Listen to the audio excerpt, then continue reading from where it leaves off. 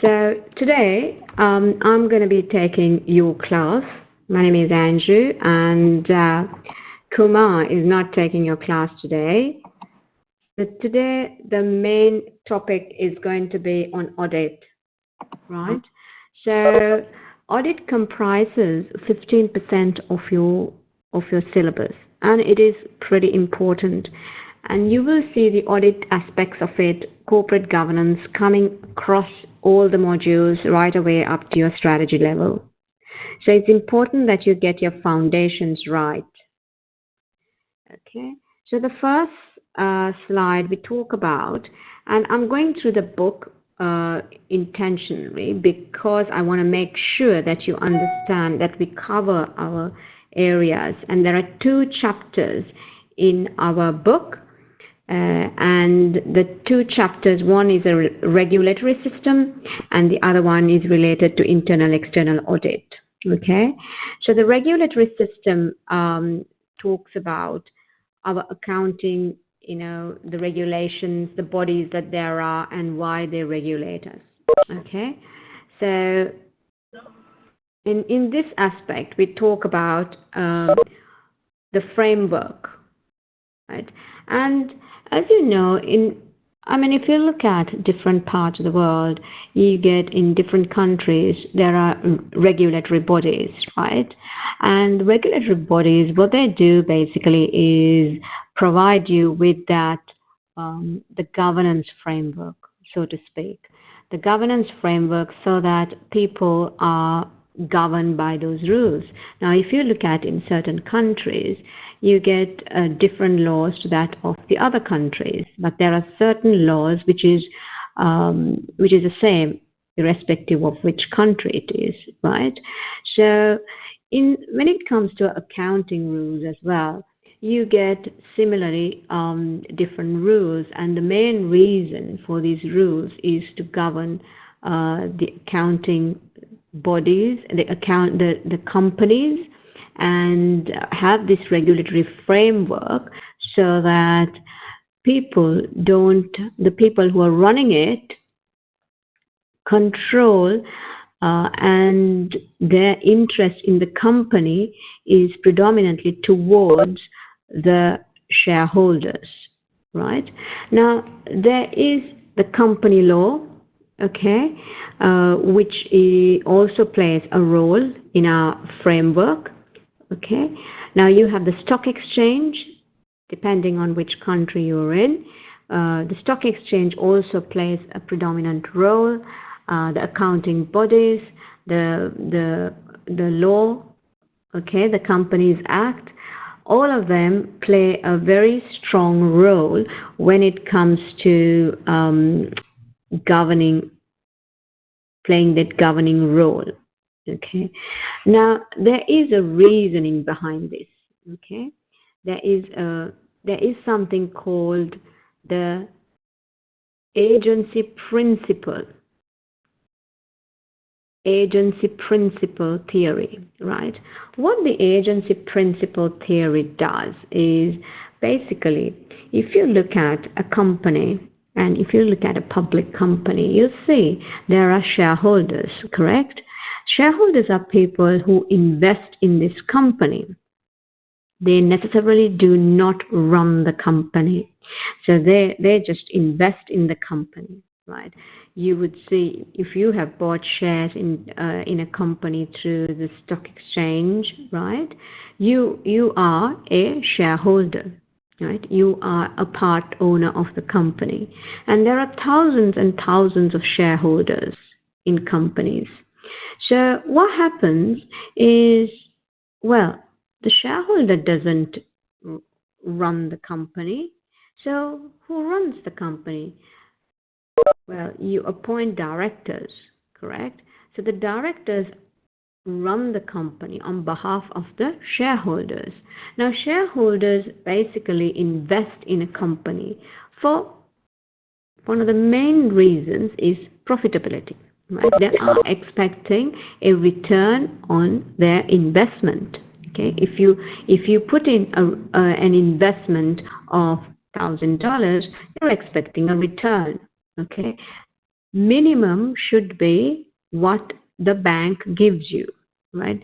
A bank will say, okay, if you deposit with me, I will give you X amount, right? Does anybody know the bank return rate for a deposit, right? Does anybody know?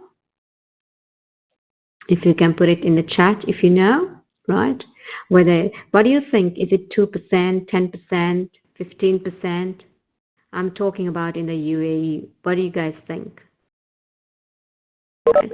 So generally, it should be more than that amount, okay? Because the idea is then, well, you could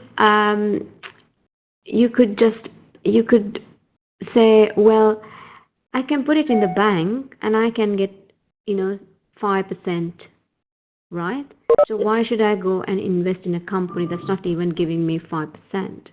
So it's important that the people who are running the company gives the shareholder a good return, right? So this is an important aspect to remember. Now, shareholders are the owners of the company, and your people running it, the directors, are the agents, right? So the agents should always have the shareholders' interest at heart and work in such a way so that the shareholders get the best, right? That is the most important thing. Okay, so what has happened is there have been many issues in the past where the directors actually have their interest at heart first and not that of the shareholder. And because of that, there are so many issues that have come across, right? There have been so many frauds taken place, many other issues that's taken place. So what I would ask you to do as homework, right, is to actually come up with issues that have taken place in the past where agents have not acted in the best interest of the shareholder. Okay, so that is your homework, right?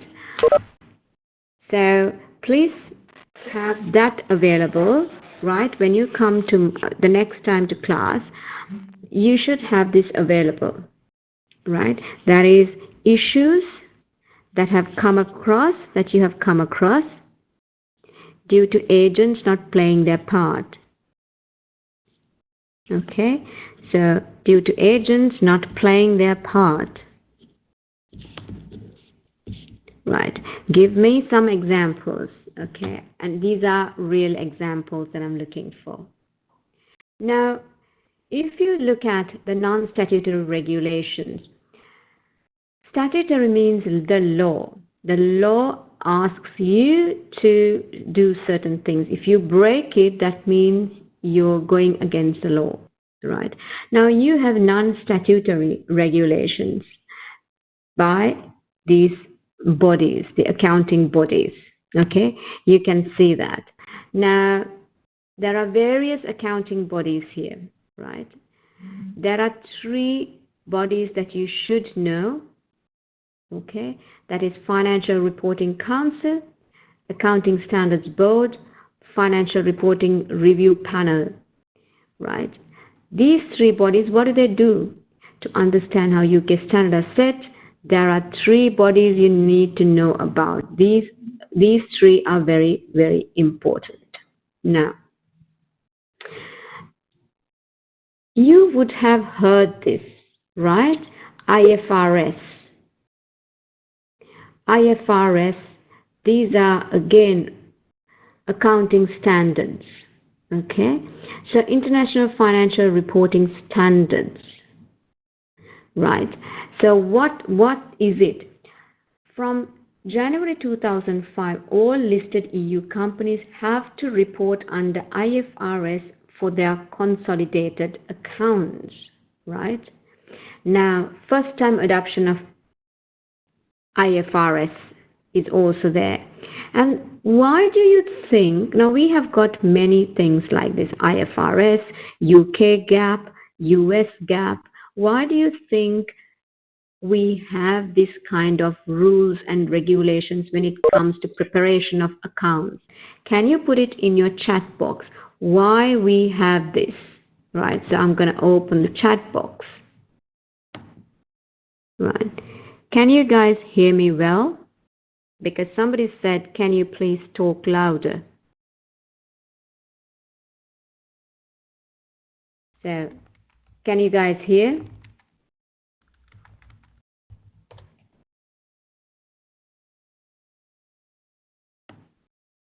Fantastic. Okay, now I want to find out. Thank you. I want to find out why we have these accounting rules called IFRS, UK GAAP, US GAAP. Why do you think that there is things like this? What is the reasoning behind it? It becomes easier for shareholders to read fine. Perfect. Yes, that is exactly true. Thank you. Yes, Tina. Yes. Now, if you are an investor, right, how can you really compare the accounts, right? You want to invest in different companies. It becomes really difficult for you to understand who is doing better than the other, right? If they don't follow certain rules, right? And this becomes a very, very difficult thing, yeah, for investors. And like you said, to set a standard, everybody follows the same standard, then it's easy for us as investors, as stakeholders of this company to review, yeah, to review and say, well, is this company better than the other? Okay, so that is very important. Thank you. So now we go into, well, there's some questions. I'm going to leave those. This is an interesting one. Types of businesses, right? Where you need to comply with. Public listed company, okay? They need to comply with Companies Act, FRS, SSAPs, IFRS, IAS. It's question mark, not really, but they follow, right? Stock exchange listed rules, yes. Okay. Now, public listed group accounts, right? Again, you can see what they have to follow and what they don't have to follow. As a sole proprietor, you don't have to follow anything. Why is that? Can somebody tell me why is that? Why don't you have to follow any of these if you're a sole proprietor?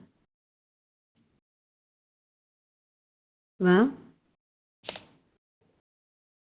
the financial, exactly, because he's the owner, he's running the company. If there's any profits, he will get it 100% and he will be taxed, correct? Similarly, if there are any losses, he has to bear it, and in fact, it will also go into his personal assets, right? He may have to sell his personal assets to settle, to compensate for the losses, right? So, yes, Alan, not a separate legal entity, okay? This particular company is not a separate legal entity where you have, there are shareholders coming in, separate shareholders. So therefore, that governance framework, the strict governance framework is not there. Okay. Now, I will give you some quizzes, right? Not to worry about that, but not today. I've given you some homework already. Now, internal and external auditing, right? Have you guys done any auditing? What do you guys know about auditing? Tell me the difference first about internal auditing. What is internal auditing? Tell me.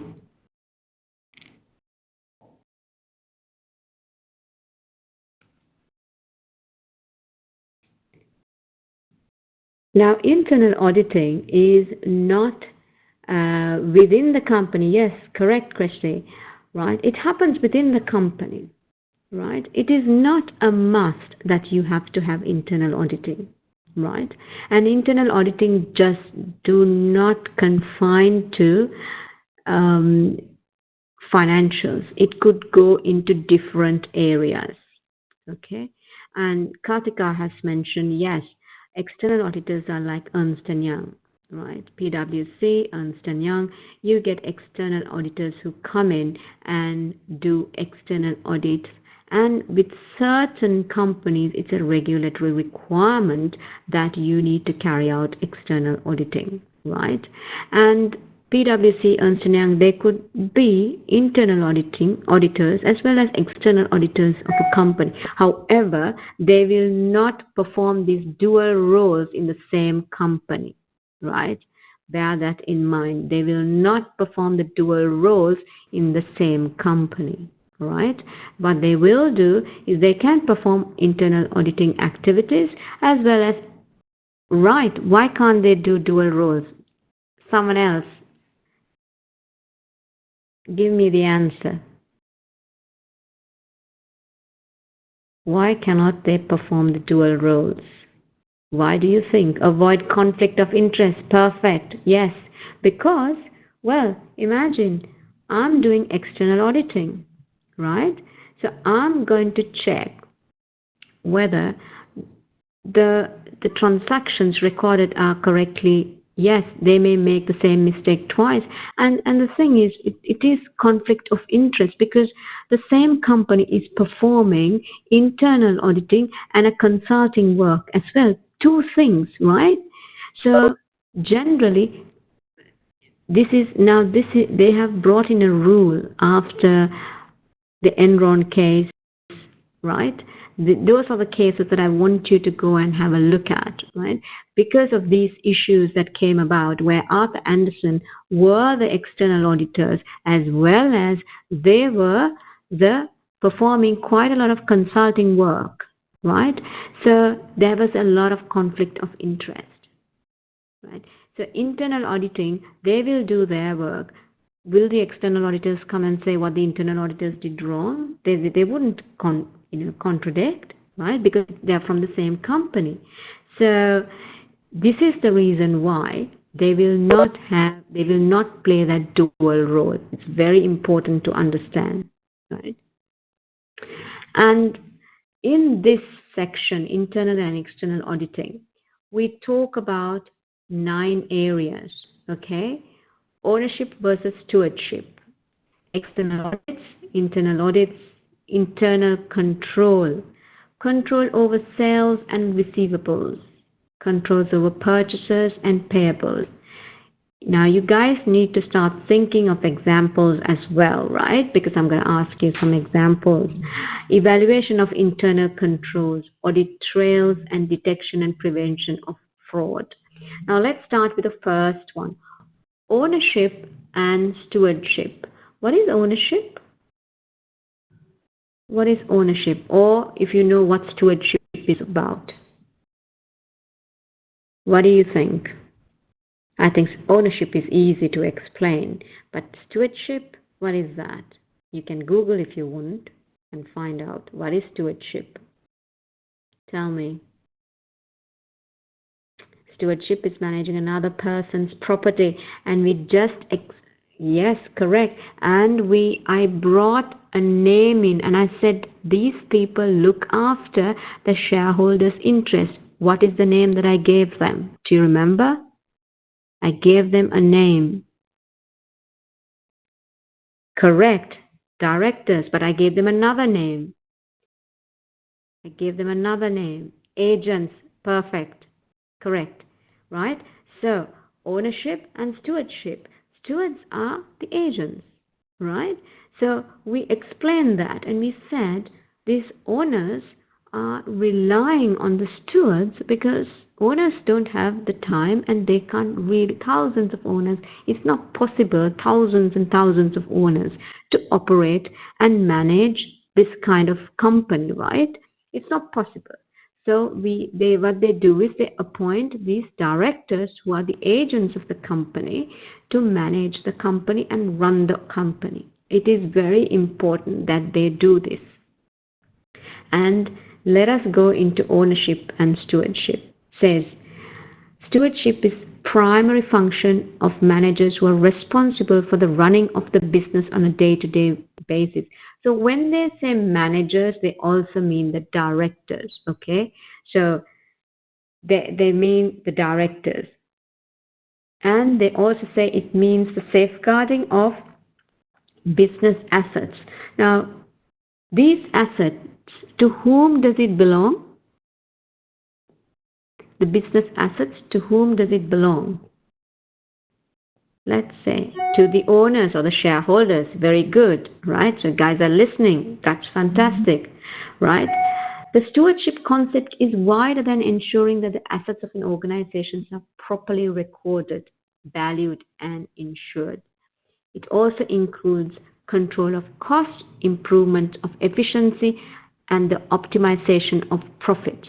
So all in all, it's not only linked to the assets of the company. What they're looking at is, well, if I appoint you as my directors, I want you to look after my company, not just the assets, but to ensure that you give me good profit. So when there is good profits, what else happens to the company? Tell me, there's something else that happens. Shareholders will get returns in two ways. Yes, you will get dividends. What else? There's something else, Alan. Very good. There's one more thing, right? So shareholders will get dividends as well as the company grows in value and your share price goes up, right? Your share price goes up. So then what happens is you're in a position, let's say you bought a share today for $10, right? And then in a month's time, it is $50, right?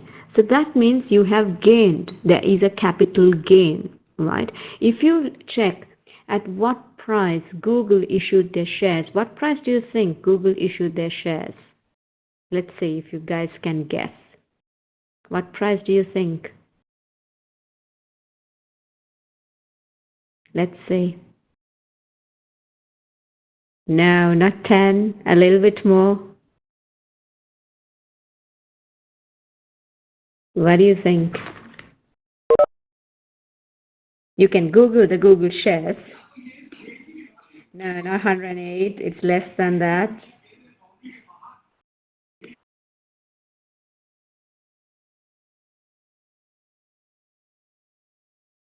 Well, go on. Okay, somebody tell me how much is the Google shares now? What is the Google share price? Yeah? Are you guys checking? What is the Google share price today? Yes, I think you're very close. About 700, 732. Yeah, very good. So actually, they issued at $50, right? Imagine what the shareholder has got now. If you had, invested in 1,000 shares of Google at $50 and still you got them, if you sell it today, you're getting a massive profit, right? So this is great. So the shareholders mainly get a return from dividend and from increase in share price, right? There are other methods as well. They will give them bonus shares, right? So things like that the company will give. But mainly these two methods. Yeah? So the main idea, it is very important that the shareholders' interest is looked after, not only their assets, but also the profitability of the company. Okay? Now, let's look at external auditors, right? What does external auditors do? What do you think? What do you think the external auditors do? So if you guys can mute your mics, please.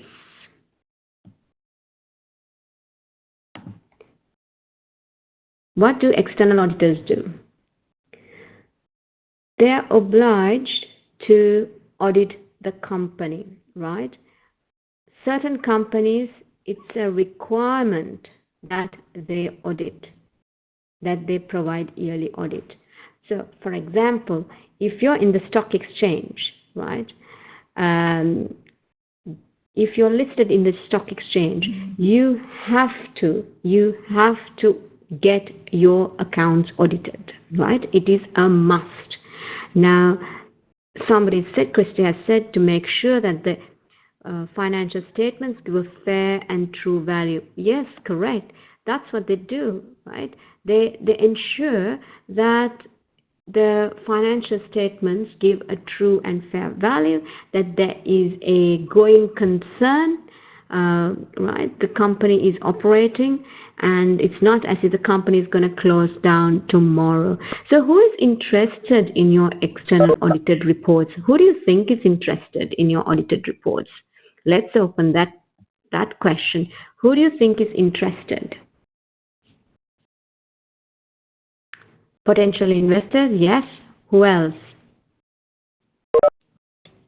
Government, banks, correct. These are the stakeholders of the company, right? Employees, yes, the banks are interested because the banks would have lent some money to this company. The government is interested because they get taxation, right? Plus, this company offers employment. So they want to know that the company is a going concern, right? Company is stable. This is very, very important. And this is the concept about true and fair, right? True and fair is not defined by company law or accounting standards. The words are used together rather than separately, and the term is generally taken to mean reasonably accurate and free from bias distortion, right? Under IFRS, the term is fair presentation. Okay, so the true and fair view, you will see if you look at any audited accounts, you will see that the auditors will have their statement, right? And they will state very clearly, this is the true and fair view. Okay, so that is an important statement there. And if the auditors do not agree with the accounting statements that's there, if they feel that the accounting statements are not, the financial statements are not correct, they will qualify the accounts. The word is qualify the accounts. This means that they don't agree with it and they think there is a risk. Okay, as this no company wants to go through, right? So what they will do is to ensure, right? Yes, when I used to study, I used to look at this and say, what is this? You mean disqualify, right? That's what I used to think. It's qualify, right? That means qualify means that they do not approve the financial statements and they are not going to sign off saying, I think these financial statements provide a true and fair view. They're not going to say that. They will say, I qualify the financial statements, right? That's what it is. Now, internal auditing, as I said, it could be many, right? It could be financial audits, it could be various other audits as well that takes place. Now, if you have joint ventures, there will be various joint venture audits that will take place. Let's say in the case of, you will see Dubai, right? Most of you guys are from Dubai. So let us take an example of a hotel. Now the hotel will have a couple of parties working, right? The owner is there as well as the operator. Okay, so the operator will be the Marriott in this case. Okay, but the owner will be, let's say, Emirates when it comes to JW Marriott Marquis, right? Or you will get the Al Fahim Group, right? These are the owners. Okay, and what happens is owners will also appoint auditors. These are not external auditors. Okay, these are not statutory auditing. They will appoint auditors to come in and check, validate the operations of the operator. Okay, to ensure that the owner's interests are protected. Okay, you can see that there can be various types of audits that's carried out. Okay, so auditing is an activity to ensure that what you're supposed to do happens in a correct manner, right? That's what it is. So if you look at this, internal auditing is an independent appraisal function establishing within an organization to examine, evaluate its activities as a service to the organization. Right? Objectives of an internal auditing is to assist members of the organization in an effective discharge of their responsibilities. A lot of words. Now let's make it very simple for you guys, right? Now, again, let's take a hotel. And give me an example of an internal audit activity that you will undertake. Give me an example in a hotel, an internal audit activity that you will undertake. Well, what do you think?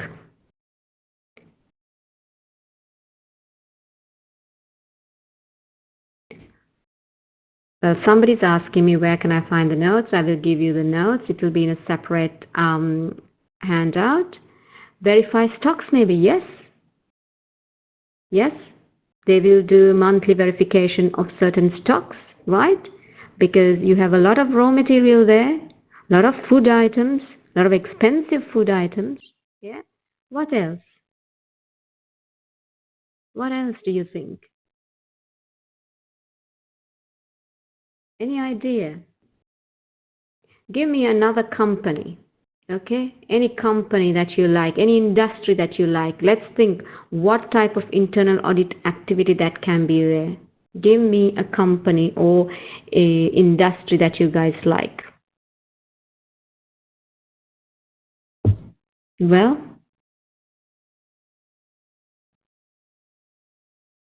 an airline. Yes, very good. Yes, we have plenty of airlines here, isn't it? And in an airline, what sort of internal audit activity do you think, right? Now, I would say safety checks for airlines, very good, of course, right? And also a credit risk management, right? Because even airlines give a lot of credit to different agents, right? So they will do credit risk management, right? Internal auditing in that space. Safety, of course, right?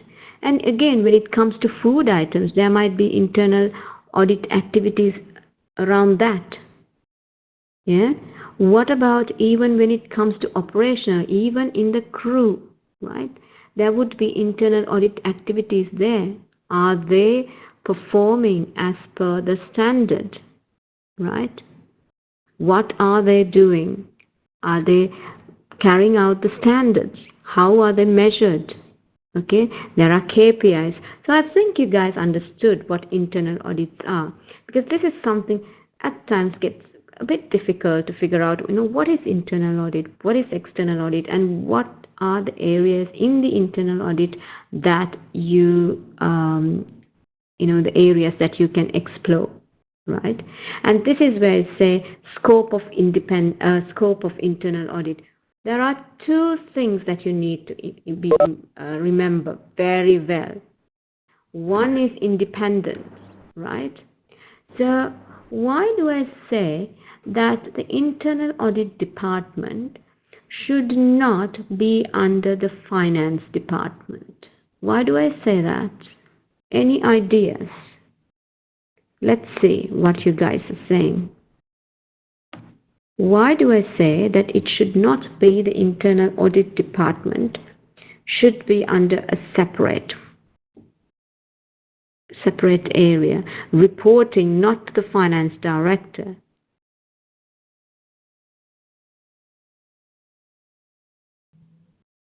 Yes, most, right? Okay, because audit is not entirely finance related. Not finance related. To be independent. This is the reason why, because there's quite a bit of finance audits that you carry out, right? So yes, Mahek, very true. Finance director may be biased to his department. So imagine I'm reporting to a finance director. I'm the head of internal audit, right? I find issues with the accounts payable, accounts receivable. Now, when I bring this up with my finance director, he or she may not take it very kindly, right? Because it belongs to their department. So they try to somehow keep it within the department, not make it, publicize it, or, don't make a big deal out of it. So it can get even squashed, right? That is the reason why that this person, the internal auditor, and that department generally report to something called the audit committee, right? Audit committee consists of non-executive directors mainly, right? Non-executive directors are people who do not manage the day-to-day operations of the company. They are directors, but they do not manage the day-to-day operations of the company. They are not salaried. Okay, they don't get a salary. They will come and provide advice, guidance. For that, they will be provided a consulting fee, but not a salary. Now, why do we have people like that? In order to have a very unbiased board. Okay, a very unbiased board. So because of that, what they will do is this audit committee is a very good committee where the internal auditing department reports to, and the CEO also is there, right? At times, if you do not have an internal audit department, they will directly report to the CEO. Okay, that's why do they do that? To gain independence, to be independent, right? And in this case, appraisal. Now the second one is the appraisal. Internal audit is concerned with the appraisal of work done by other people in organizations. And internal audit should not themselves carry out any of the work being audited. Okay, that is an important point. Now, what they're saying here is you should not, as an internal auditor, get involved in operational activities. Right? You are supposed to appraise, evaluate the work of others. Say, for example, I'm looking at, again, in an airline, there is people who will manage the credit, the collection. As an internal auditor, I'm checking to see are they carrying out are they carrying out effective methods, processes, procedures to collect the cash, or are they just not bothered about it, just about collection and then taking the money, monthly salary, and going away. Okay, so they are very, very concerned about it, and This is the reason why they are an unbiased team who do not get involved in the operations, and they report directly to the CEO. Okay, they have to carry out appraisals of others. Therefore, they do not do that work. Now, what are the objectives of the internal audit? Okay, right. Now, there's another question. Let me check the chat box. Right. Do internal auditors have complete autonomy, or do they have any board that they have to report to besides the audit committee? They do have complete autonomy, right? Because they are one party that can go across anyone, right? Go and ask anybody to give the papers, their work. They will say, well, I need to audit your area and I need access to everything, right? They will, from systems to confidential material, everything they can have access. Okay, now generally they won't just go and barge in and say, okay, one morning they won't just barge into the accounts payable area and say, okay, give me everything, right? I want to check. They will not do that. They will generally have a very planned audit activity. They will have planned activities, right? They will say these are their year is generally planned, and this plan they will not discuss with basically your operations managers, right? Because they will not give them warning. They will have this discussion with the audit committee, the CEO, and also the CEO and audit committee may have recommendations, and they may say, listen, I want you to check these areas on a priority basis. They may have some concerns, right? Even the external auditors may advise the internal auditors at times, well, it will be better if you check these particular areas, right? Now, if your internal auditing is thorough, is very good, then the external audit scope reduces, in the sense they will not go on checking so many, the sample size will not be that big, right? In effect, the charge for your external auditing becomes lesser if you have very effective internal auditing. Okay, now here you go.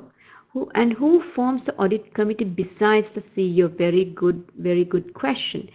Who forms the audit committee? The audit committee is formed by non-executive directors, right? So they are the non-executive directors, right? They are the main ones who would be there.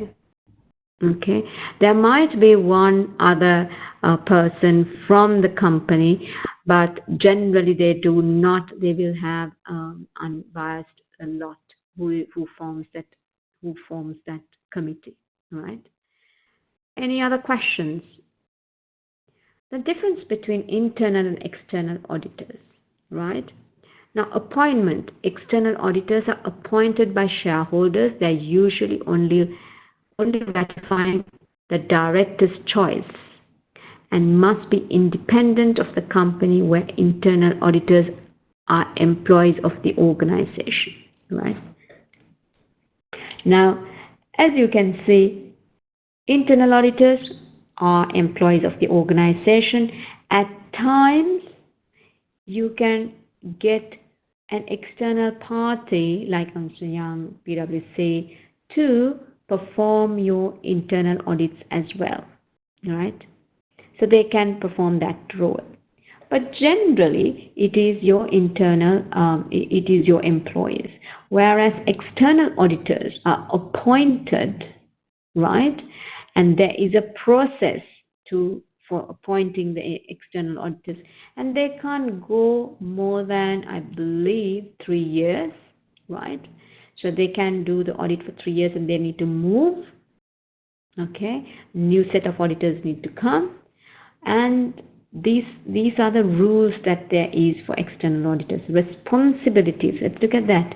External auditors are responsible to the owners, whereas internal auditors are responsible to the senior management. So external auditors, when they say they are responsible to the owners, right? What they say is, well, the company is a going concern. That means they find it a going concern. It represents a true and fair view, right? And these are things that they come up with. Whereas the internal auditor, as we said, they are responsible for the senior managers, right? Objectives of external auditors are defined by statute, that is by law, whereas those for internal auditors are set by management, right? They will decide, as I provided you the example, they will say, well, I want you to audit certain areas, whereas with an external auditor, they will say very clearly, this is thing that you have to do. It is very clearly stated. Okay. Any questions so far?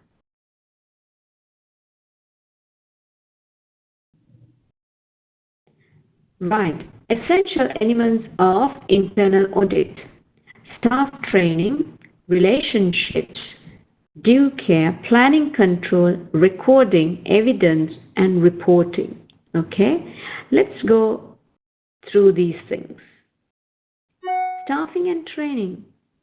Why is staffing and training important in internal auditing? Why do you think? Are the Big Four the only auditing companies? No. Big Four are not only the auditing companies. There are various other auditing companies. They are the first tier, so to speak, right? You get the first tier, but then you get the second rank, third rank auditing companies as well. And they are not as expensive as the Big Four. The Big Four have that kind of brand, and so they are ranked very high. For that particular brand, you pay a lot of money as well. Yeah. So why do you think staffing and training is quite important? So that they'll be more accurate. And you see, how can I check the controls of a company, right? If my staff are not trained, they don't know the latest IT systems, if they don't know the latest things happening in the business area, if they don't know these things, they're not in a position, right, to be able to appraise the work of others. So actually, they have to be ahead of the others, right? They have to be quite smart and know a lot of systems, etc., and also the business to be able to audit, right? Now, relationships. Why do you think relationships is important? Why do you think relationships is important?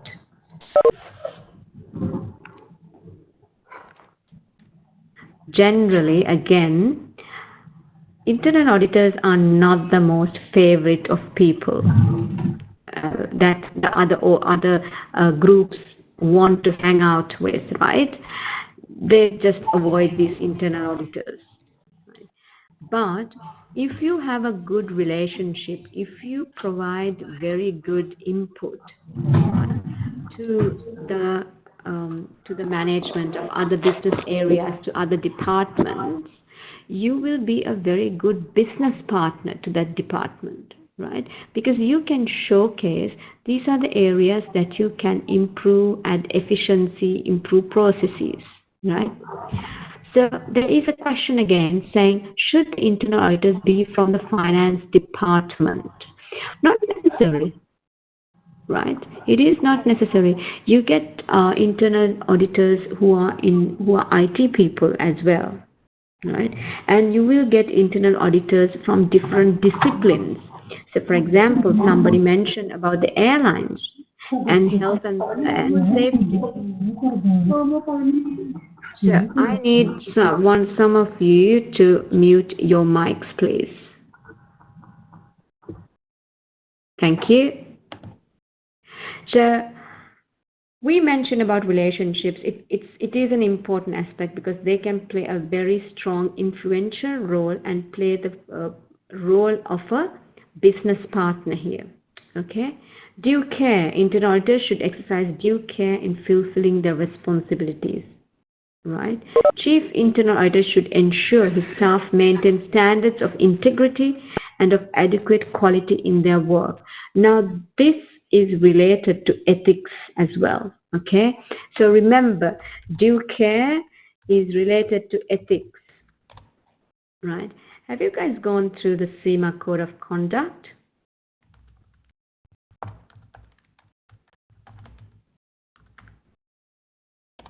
Right, so I think it'll be a good thing for you to go through CIMA Code of Conduct, right? And see what, yes, Kumar would have mentioned, yes, he would have. So do go through this website.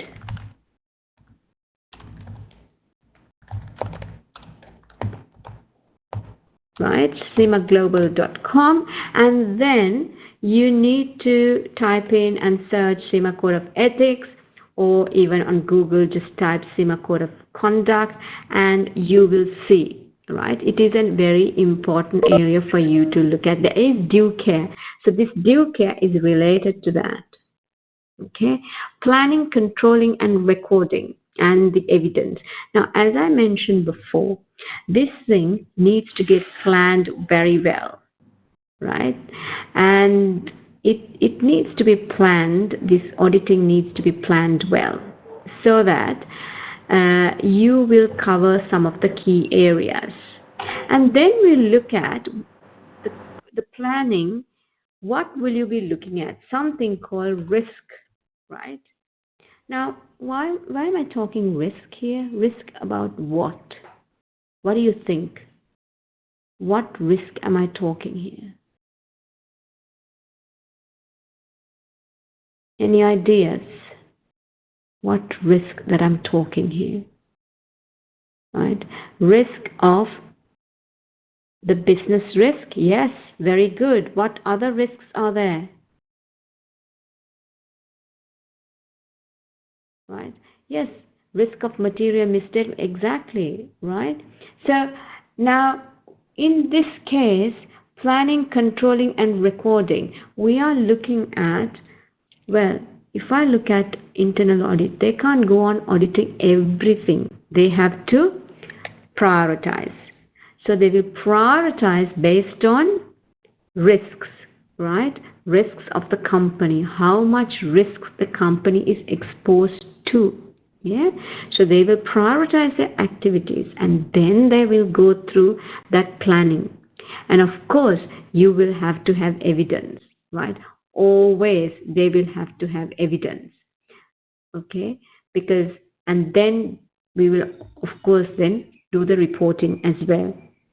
Evidence is because when you are stating that some activity is not done properly, okay, it is important that you show that piece of evidence, because the person or the team that were doing it can turn around and say, well, this internal auditor did not understand, we are doing it properly, etc., etc. But if you have evidence to show, right, these are the things that I checked, but these certain aspects are missing, then it is clear evidence for everybody, well, that it has been compromised. Okay. Now, internal control. What do you think internal controls are?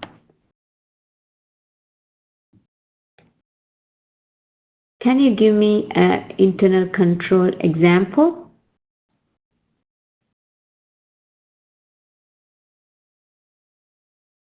Give me an internal control example, again from a hotel. What do you think?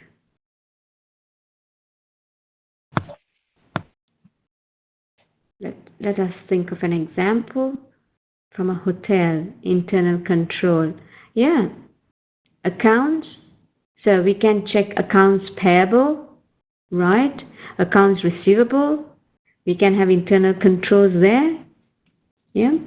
And what does it do? Safeguarding of assets, maintaining proper accounting records, right?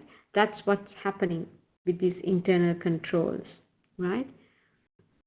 Then, when it comes to internal controls, there are 8 types of controls listed, right? And here you go. Segregation of duty, physical, authorization, approval, management, supervision, organization, arithmetic and accounting, personnel. Let me give an example of accounts payable, right? So can somebody type the controls that are there in an accounts payable? Now I will start with a purchasing. So I'm starting with purchasing of water bottles, right? So I want you to tell me some controls that are there in this whole procure to pay, right? Procure to pay controls, right? What do you think are there in purchase of water bottles? What do you think? Give me a couple of few, 3 or 4. Double entry system, well, okay, yes, that's the accounting that goes through. What else? What else? There has to be something. Any others?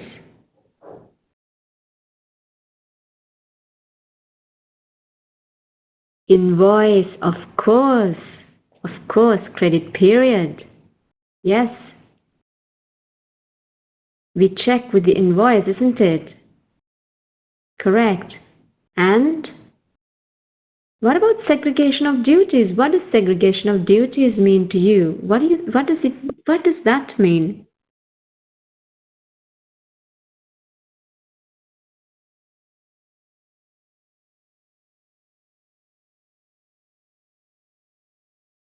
What does that mean? What does that mean? Delegation of duties? Not really. Dividing work? Yes, what? Give me dividing of work. Like what? Dividing of work? Keenan, you're on the right track. Tell me something more about it. Tell me something more.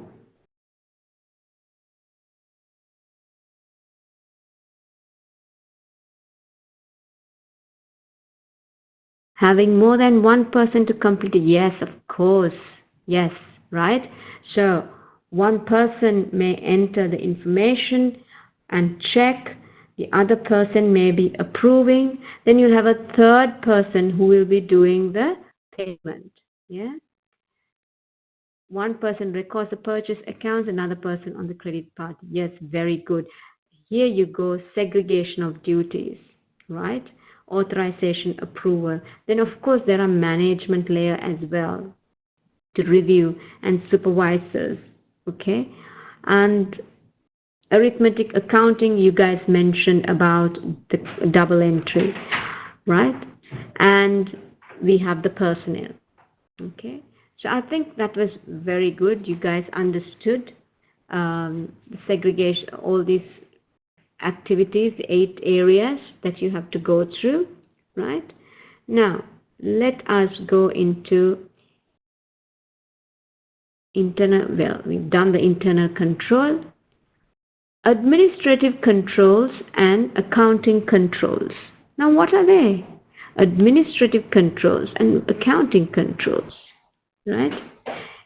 Now, Administrative controls, they say, are suitable organization structure, division of managerial authority, reporting and responsibility, channels of communication. What does this mean to us? Right? What does this mean? If a company is operating in different parts of the world, okay, imagine a company, let's say take an example of Marks and Spencer, right, operating in different parts of the world. What do you think? What sort of an organization structure would they have? Any ideas? Any ideas?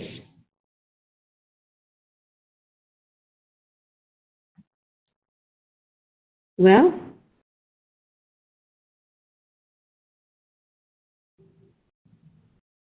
any ideas? What sort of a company like Marks and Spencer, right? What sort of an organization structure do you think they have? And division of managerial authority, what sort of how do you think their structure is set up in different countries? What do you think? Right? Yes, it will be divisional, isn't it? It might be actually region-wise. It might be set up in such a way so that then you have country heads as well, right? Why do they have that? Why do you think they have that? Any reason? Why do you think they have this kind of structure where they break it up into divisions, faster decision making? Yes, and also you can look at revenues from those areas, right? Revenues from those certain areas coming through, and then you can see controls in those particular areas. Yeah, simplicity, correct. Now, then you're focusing on one area. It becomes easy. Okay, if I have just the head office only doing all the decision making, it's going to be very, very ineffective, right? It's going to make a lot of problems for me because, well, the thing is, head office making decisions may take a lot of time. Yeah, so we have to have effective channels of communication. Accounting controls, right? What sort of accounting controls do you think should be there?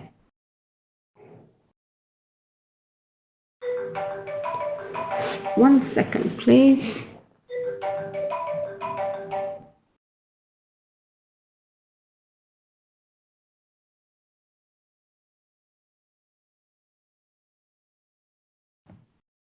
Sorry. So what sort of accounting controls do you think are there for recording transactions, etc.? If it is something like Marks and Spencer, right, they will have an integrated accounting system, isn't it? Right? Have you heard of ERP, Enterprise Resource Planning? Have you heard of things called Oracle and SAP? Right? So ERP is one word that's floating around always, and other one is Oracle, another one is SAP, right? Have you guys heard of these things? Right? So the thing is, these are integrated accounting systems so that you implement these accounting systems, and they will do that across the world. Okay? They will do this across the world, and then they are able to have a very clear view of what are the transactions, what are the big payments, right? What are all the payments that Marks and Spencer has to make? And depending on certain areas as well, certain regions, what are the income, yeah, expenses? What are the who are the vendors that we are paying the most, right? What are our key expenses, right? The top 10 expenditure, what are these items? You're in a position to evaluate all this if you have very good accounting systems. And the accounting system is important because you can also have certain controls, right? It's important. You can have a lot of controls in having these accounting systems. So have you guys heard of Oracle or SAP? Anyone? Right, yes. Have you used them? Have you guys used these systems? Right, okay. So we might even look at running a session for what is Oracle, what is SAP, and for you guys to get some hands-on experience as well, right? Because it will make sense to you. Okay? Then we have things called detect controls and prevent controls. What do you think detect controls are? Give me an example. Give me an example of a detect control.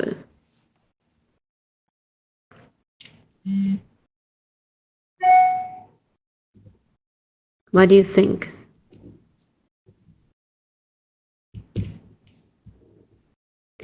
Give me an example of a detect. So something has happened, right? Bank reconciliation.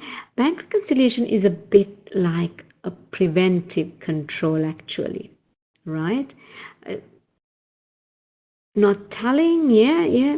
So detect controls is something has happened, right? And then you're trying to figure out, right? So controls are designed to detect errors once they have happened, right? Something has happened and we are having that control once it has happened. Like a payment, right? And payment has gone through. When you're reconciling, you find out, well, we have paid this person more than what is supposed to be the invoice. Okay, so that, I think somebody said reconciliation. So that is one of that. Prevent controls are controls that are designed to prevent errors from happening in the first place. So out of these two, what do you think is the best one? Detect controls or prevent controls? What do you think? Yes, prevent controls, right? And when you have these systems in place, right, accounting systems, the IT systems, they are designed in such a way so that you're able to have prevent controls rather, which is more effective than your detect controls. Okay, give me one prevent control, please. Yeah.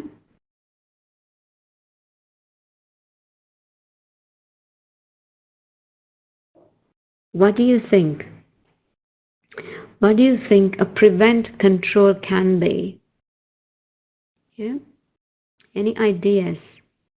Yes, segregation of duties, but when it comes to your accounting, here you go, checking invoices from supplier against goods received. What it means is, right, you will, let's say, you will raise a purchase order. First, you will have a requisition, okay? Somebody wants to buy something. So tell me, someone, what do you want to buy? Give me an example. Let's go through this transaction. A car. Very good. Okay. So do you have an idea, Alan, what sort of a car you want to buy? Any idea? Let's go for it. Oh, wow. Okay. I like to work in this company that's going to give me a Ferrari, right? So let's get a Ferrari, right? Alan wants a Ferrari. Let's go for that. What would you do? You will raise a requisition, okay, for a car. First thing. Then, what do you think happens? What do you think happens? Your boss will approve or ask you, are you really okay today? Right? But maybe your boss likes you and this is what comes with the role and say, yeah, we'll approve it. right? So they'll go ahead and say, right, let's approve this car. Yeah, and then what happens? Yes, a very kind boss. Yeah, very kind boss. Maybe your father or your mom, right? So then what happens is, with this, you will now, first we have got internal approval to go ahead and buy something. Then you will do what? You will go outside to seek for this item. You will look for vendors, right? You will look for vendors. And generally, it's a very expensive item. You will have maybe 3 vendors, right? And you will say, okay, give me quotations, right? And you will do a selection, right? So you will select. Once you select, the company will raise what will they raise? A PO. What's a PO? Let's see, who knows what's a PO? Purchase order, very good, right? Again, a PO needs to be approved by various people, correct? Various people who have authority, okay? So they go up the chain of command and they approve. Once they approve, then what happens? It goes to the company and the company sends you the goods. Once Alan receives the car, then there is a GRN raised. What's a GRN? What's a GRN? Let's see. Who knows what's a GRN? Let's see. Alan, it's high time you know what a GRN is, otherwise you're not going to get that Ferrari, I tell you. So, goods received note, very good. Yeah. So, goods received note, you get that. Well, there is a question. Who would be responsible in approving the purchase? Is it that CFO? What do you think, guys? What do you think? Any idea? Who is responsible? The thing is, it will vary, okay? So, all purchasers do not go into the CFO, okay? Otherwise, CFO will not do any work but keep on approving purchases, right? The payments, okay? So, what will happen is they will say, there will be something called the authorities manual. Okay, remember that. What is it? Authorities manual. With this, what will happen is they will actually state in this authorities manual, if something is less than 5,000, this particular role, this manager role can approve. If it is say up to 5,000, this manager role can approve. If it is up to, let's say, 150,000, it will be the senior manager who needs to approve. If it's up to 250, it will be the VP, the vice president, so on and so forth, right? So the higher the amount, it will go to the highest party. So what do you think? This Ferrari, who do you think it will go to? How much is a Ferrari, by the way? How much is a Ferrari? Anyone has an idea? $250,000? $300,000? Wow, okay, right. So, it might reach the CFO for sure, right, in this case. Yeah, so it will reach the CFO in this case. So, I guess I have answered your question. Yeah. So once you receive the GRN, what happens is then you will match the GRN to the purchase order. right? That is a key step. And your supplier also would have given an invoice which you enter into the system. Okay, so now there are three things here.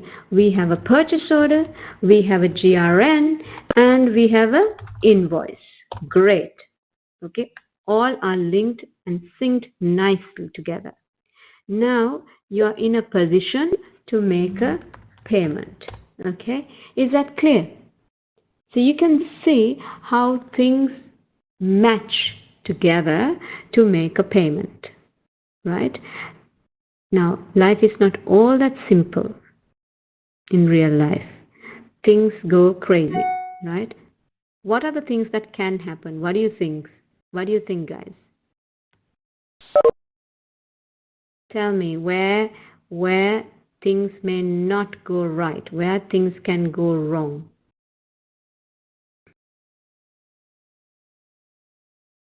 Give me an instance. Give me an example where things can go wrong. Delay in receiving GRN, errors in numbers. Yes. I request for something else comes. Yeah? Now what do? You have to return. Okay? Delay in receiving GRNs. Okay?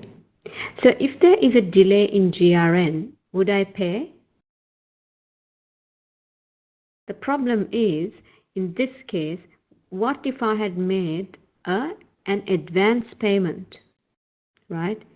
An advance payment, and then actually my goods got delayed, right? That's a problem, right? Another thing that can happen, GRN maybe didn't get raised, invoice comes through, right? So these are, and numbers are wrong. So many things can happen. And when you're working with big companies, this is very, very normal, right? Where things can go wrong. And especially if you're also dealing with international suppliers, international vendors, always these can go wrong, and more complexity. Why do I say, when I say international vendors, customers, that there can be complexities? What complexities am I talking about here? Can you give an example? What complexities can you see in an international area? What are the things that you can see? Yeah?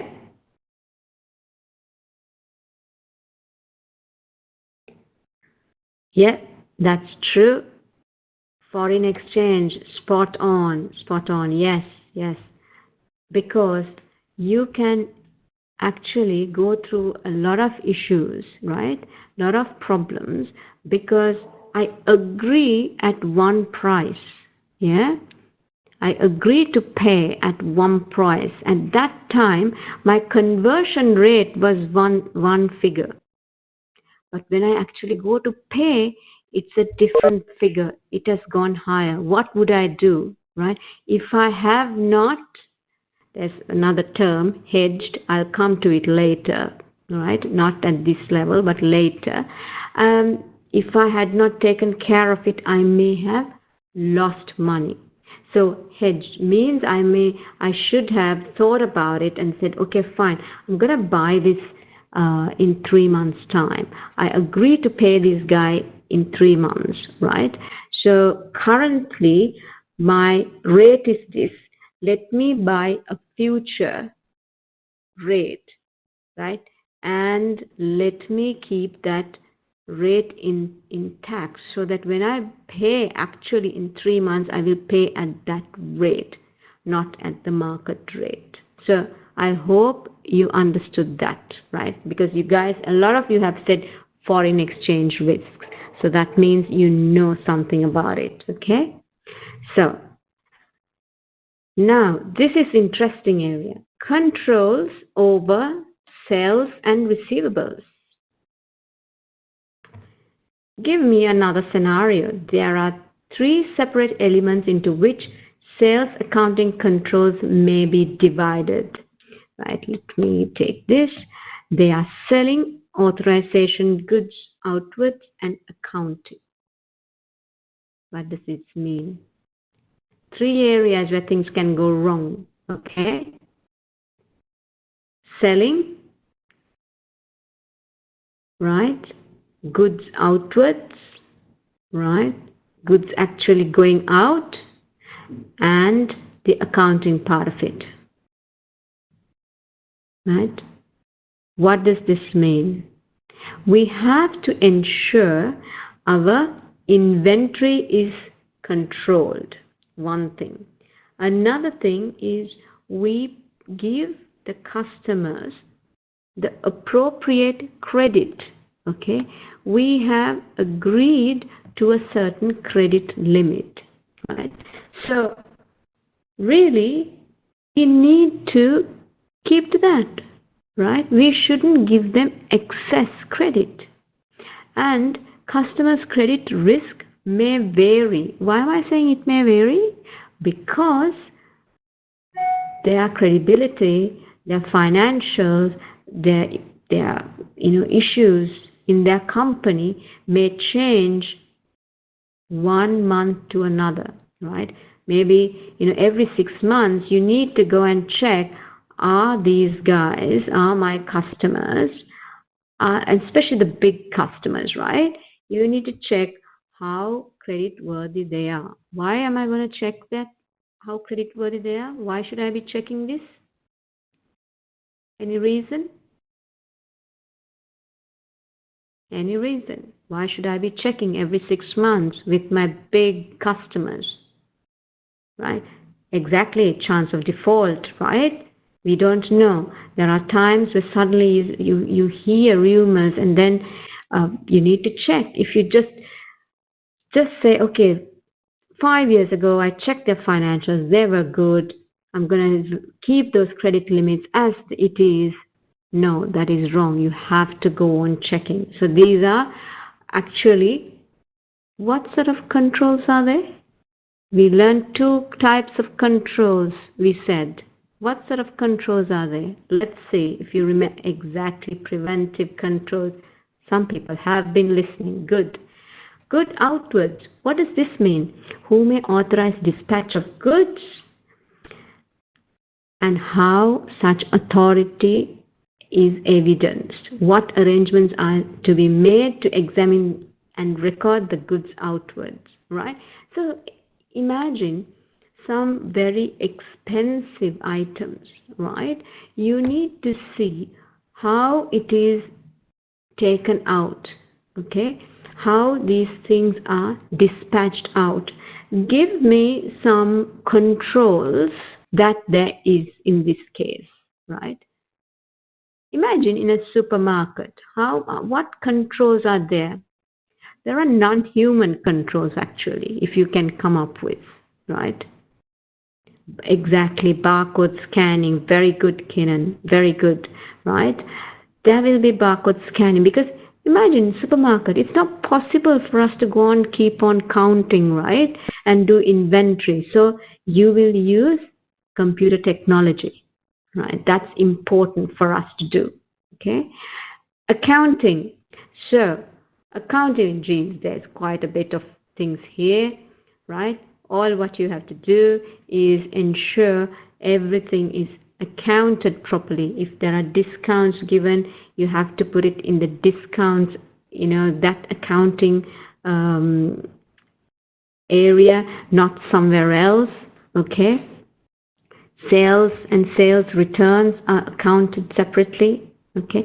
Maintaining customer accounts, preparing receivables day. Now, why can't we go and put into one area all what we receive and pay and everything from customers? Why do we have to separate these customer accounts? Any reason?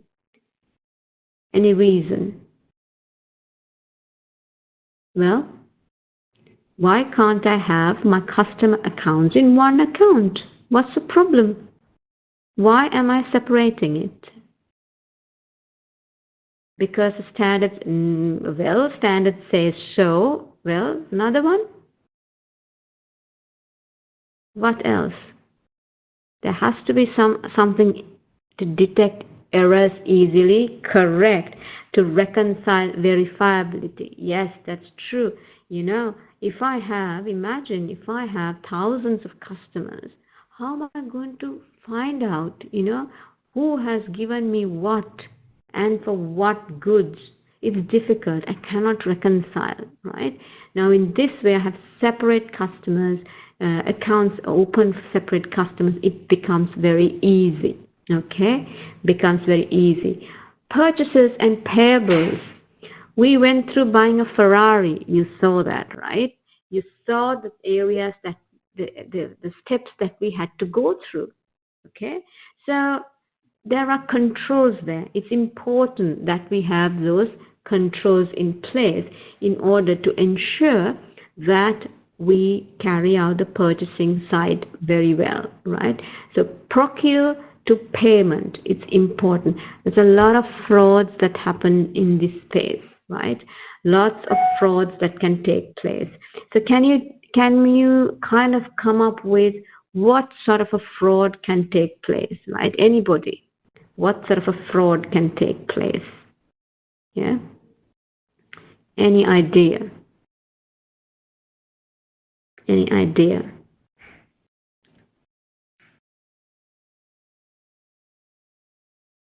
Fakes, okay.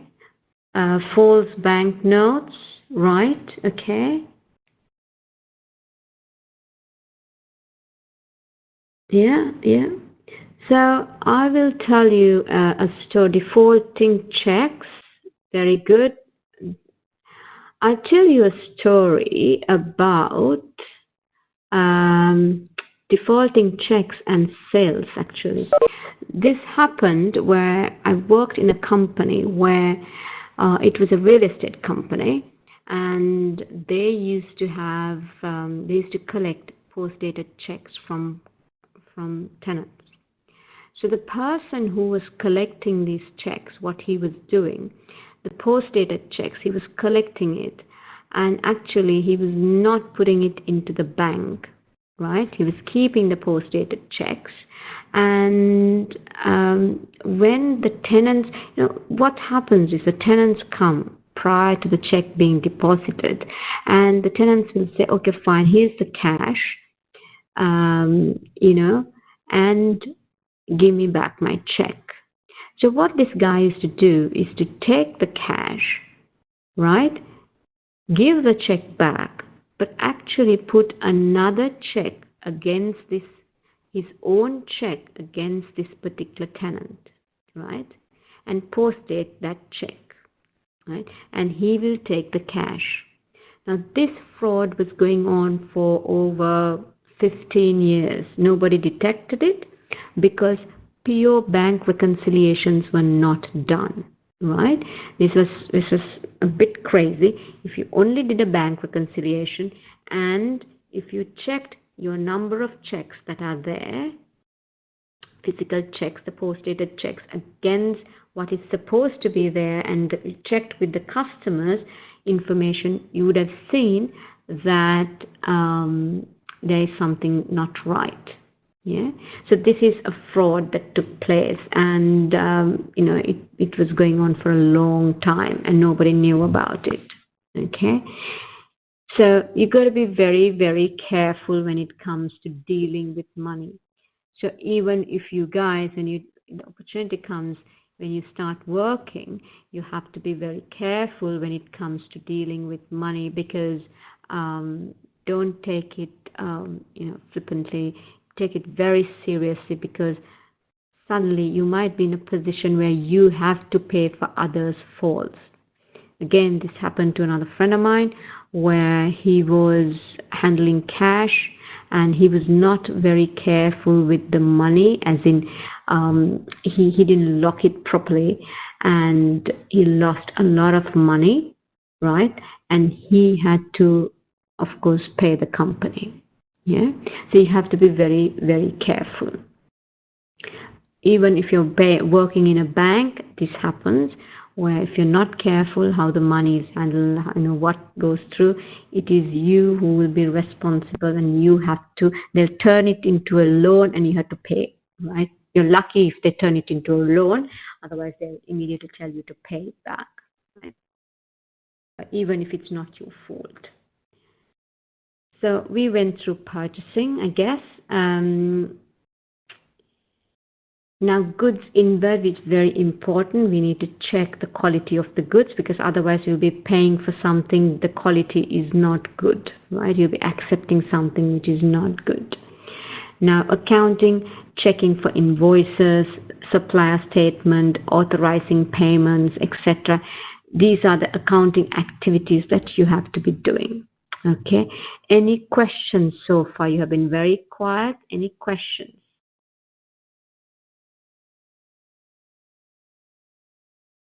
Any questions from you guys? No? Okay, good. Alan, you must be happy with your car. We purchased it. Well, now we're looking at the internal controls. What documentations are there? Right? That is important. Okay?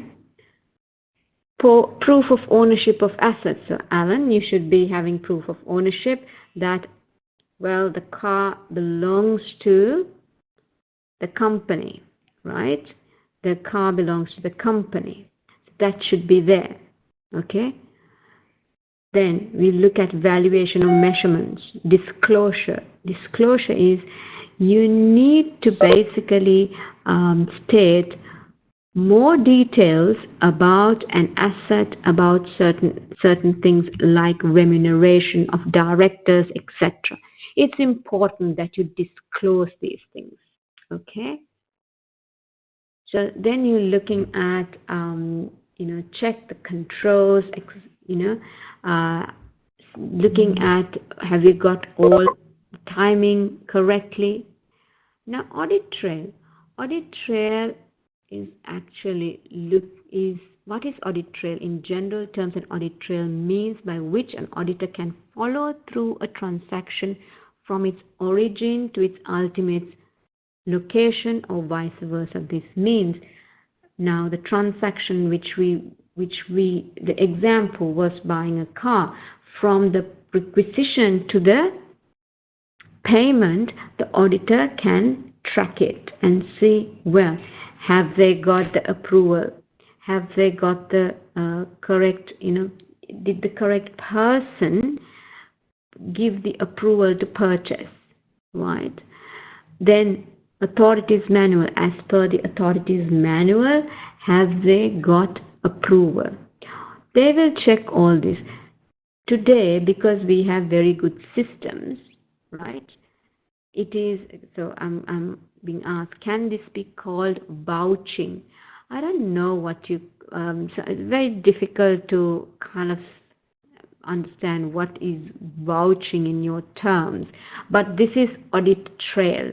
Audit trail is actually checking all the documents, so not just a voucher.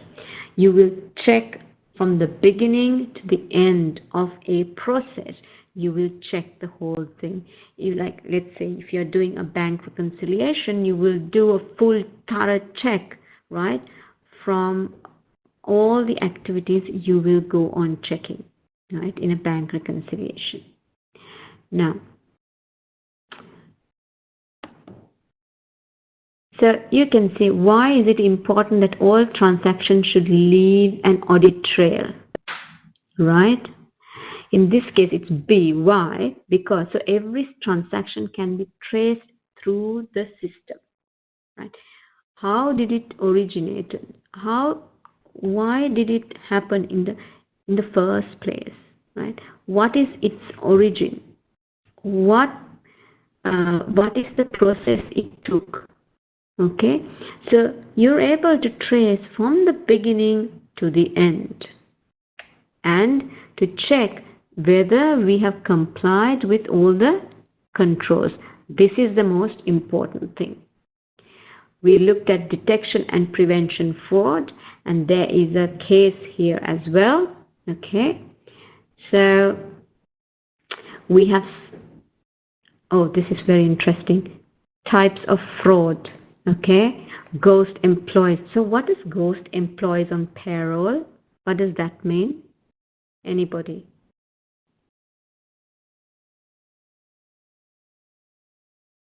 can this be called about, they do not exist but are being paid? Yes, correct. Yeah, they do not exist but they, and imagine if you have a very big company, it's easy to do this, right? So it's very, you need to have controls in the systems, people. There's a lot of controls to manage this. Yeah. Stealing unclaimed wages, collusion with external.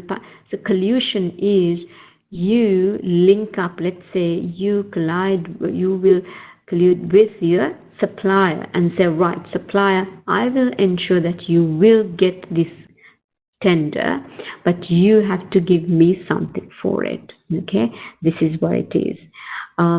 Stealing fully depreciated assets, because assets once it's not there, it's fully depreciated, it doesn't have a cost, right? And if you have thousands and thousands of assets, how do you manage them, right? So it's, if you don't have a very good system, people could be stealing these assets, right? So there is explanation on all these type of fraud that can take place, right? We spoke quite a bit on the role of internal auditors as well. Now, any questions?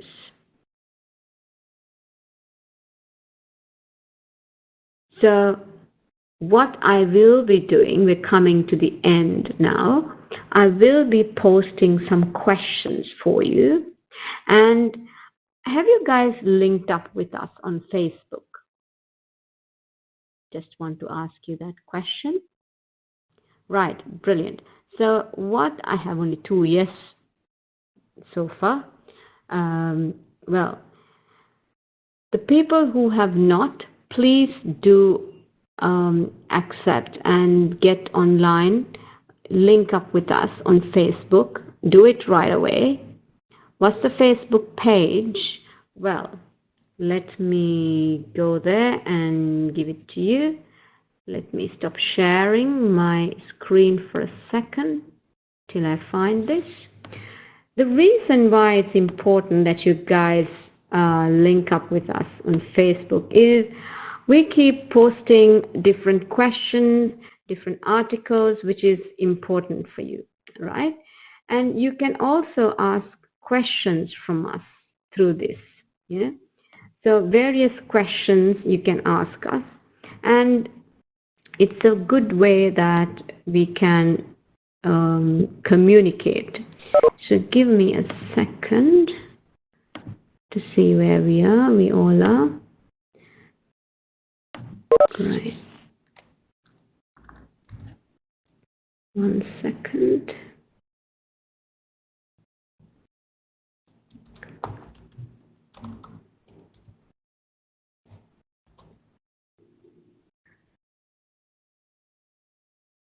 So I'm going to, because we have a Facebook page, and I'm going to just put it for you.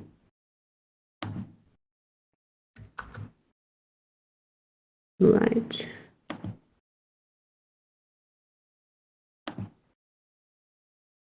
Here you go. 1 second. Yes, it is CO1. That's it. I'm going to share my screen with you. Here you go. So there are various articles that we will be posting and some questions as well, as you can see, right? This will help you, and it will make things interesting for you, in your studies. And you can always post questions because then one of us will be there answering these questions. Otherwise, it might be a bit difficult for you to go through in your studies. Okay, let me now go back to where we were. Any questions so far?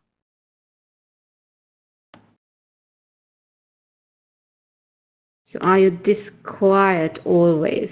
I wonder. right? Let me get my book.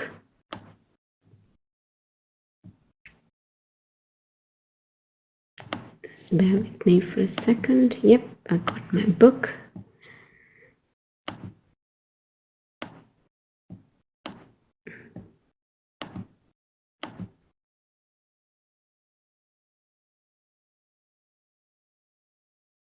So let me. Right. Now I'm going to read some of your questions. Would use of computerized accounting over manual methods be preventive measure? Right. It certainly would be, isn't it? Because it is, a manual system is very difficult to maintain, and there's a lot of issues with a manual system. Having a computerized accounting system makes things very easy, and it is integrated, so it is a very effective, I would say, a system, right? This is looking at management fraud, this area, right? There could be management. We looked at employee fraud, but now we're looking at management fraud, right? That is managers at a different level, defrauding the company through various means, right? Again, they will do this for a lot of reasons. Okay, a lot of reasons, and so just because of a position of a person, it can be the CEO, it could be managing director of the company. Just because somebody says so does not mean that you have to do a certain thing. You have to always follow the process, right? There is a process that needs to be followed, so that's important. Well, we have come to the chapter roundup. That means we've finished. Okay. What I will do is I will be putting the slides up for you, and I will also have a lot of questions, articles, post in the CO2 section for you guys. So it's important that you really come there, interact with your colleagues, and interact with us so that we kind of know where you guys are at. Okay? Any questions for me?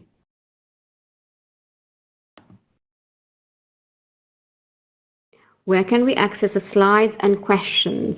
Well, I will put up in the Dropbox, okay, for you. So you guys should have access to the Dropbox. If someone does not have access to the Dropbox, please let me know. Okay. Okay, Mahek. Can you send me an email, please? Right.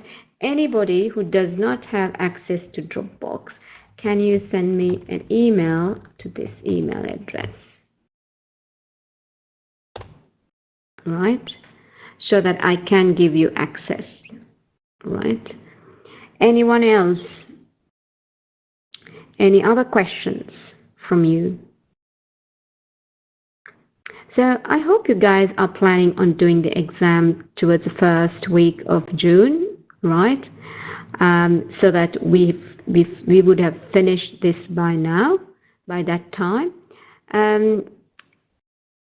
If there is no questions for today, I'm going to close the class tonight, and hope you had a good class.